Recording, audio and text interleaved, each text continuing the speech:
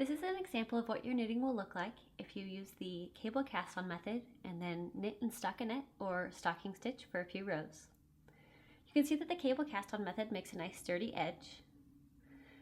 One of the problems with this method is that some people find that it's a very, very tight cast on and it's hard to work your needles. I personally find myself to be a pretty tight knitter in general, and I don't get frustrated and find this to be too tight. So you must have to be a really, really, really tight knitter for this to frustrate you.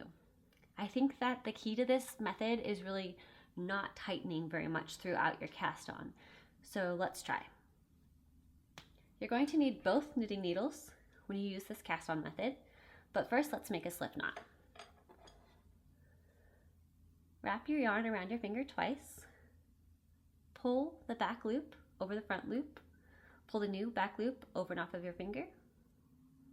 Tighten it up. Put it on your knitting needle and tighten it. At this point, we're going to create a knit stitch, a lot like you do when you do the knit cast on. You're going to use your right hand needle to go into the stitch from the bottom to the top, and then wrap your working yarn around your right hand needle. Take your right hand needle and go back into the same stitch from the top to the bottom. And now loosen a little bit, and with your left hand needle, go into the stitch from the bottom to the top. Bottom to the top, perfect. Now at this point, you can maybe tighten a tiny bit, but leave it pretty loose because you're going to have to put your right hand needle in between these two stitches. And if it's tight, you're going to get super frustrated because it's going to be very hard to work your needles. So in between these two stitches, put your right hand needle from the front to the back, right underneath them like this. Just like that. And now take your working yarn, wrap it around the right hand needle, and take that right hand needle and put it back through the stitch from the back to the front. Now take your left hand needle and go through the stitch from the bottom to the top.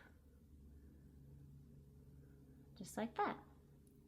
Again, don't tighten much at all at this point because you're going to have to put your needle back through these last two stitches. So take your right hand needle, put it through the stitch from the front to the back. Wrap your working yarn around your right hand needle. Put it through the stitch from the back to the front. Pull it somewhat loose. Take your left hand needle, put it through the stitch from the bottom to the top, and you can take your right hand needle out. So keep going using the same method until you have the number of stitches you need for your pattern.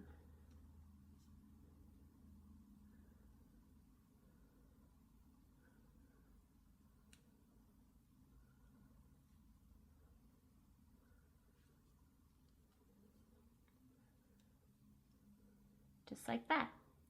Once you're all finished, you can do a little bit of tightening and you're good to go.